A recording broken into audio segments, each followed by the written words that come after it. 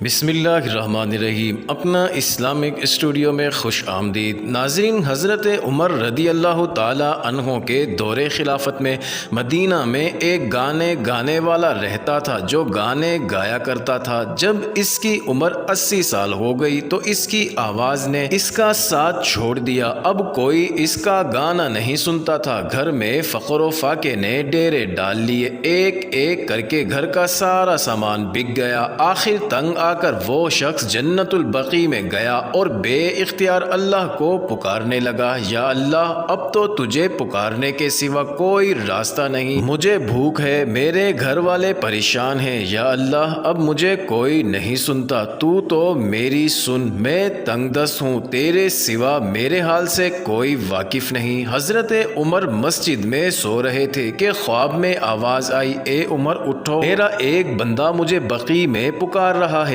اس کی مدد کو پہنچو۔ حضرت عمر رضی اللہ تعالی عنہ نے جب یہ سنا تو ننگے سر ننگے پیر جنت البقیع کی طرف دوڑے۔ دیکھتے ہیں کہ جھاڑیوں کے پیچھے ایک شخص دھاڑے مار مار کر رو رہا ہے۔ اس نے جب حضرت عمر کو آتے دیکھا تو بھاگنے لگا، سمجھا کہ شاید حضرت عمر رضی اللہ تعالی عنہ کوڑا لے کر آ رہے ہیں۔ حضرت عمر نے کہا، رکو، کہاں جا رہے ہو؟ میں تمہاری مدد کے لیے آیا ہوں۔ وہ بولا، آپ کو کس نے بھیجا ہے؟ حضرت عمر نے کہا، جس سے لو لگائے بیٹھے ہو، مجھے اس نے تمہاری مدد کے لیے بھیجا ہے۔ یہ سننا تھا وہ شخص گھٹنوں کے بل گرا اور دھاڑے مار مار کر رونے لگا اور کہنے لگا، یا اللہ ساری زندگی تیری نافرمانی کی، تجھے بھلائے رکھا، یاد بھی کیا تو روٹی کے لیے، اور تو نے اس پر بھی لبیک کہا اور میری مدد کے لیے اپنے اتنے عظیم بندے کو بھیجا۔ میں تیرا مجرم ہوں، یا اللہ مجھے معاف کر دے، مجھے معاف کر دے۔ ناظرین، یہ کہتے کہتے وہ شخص مر گیا۔ حضرت عمر فاروق رضی اللہ تعالی عنہ نے اس کی نماز جنازہ پڑھائی اور اس کے گھر والوں کے لیے بیت المال سے وظیفہ مقرر کر دیا۔ ناظرین، بے شک اللہ بڑا غفور و رحیم ہے۔ ناظرین، امید کرتے ہیں آپ کو یہ انٹرسٹنگ ویڈیو ضرور پسند آئی ہوگی،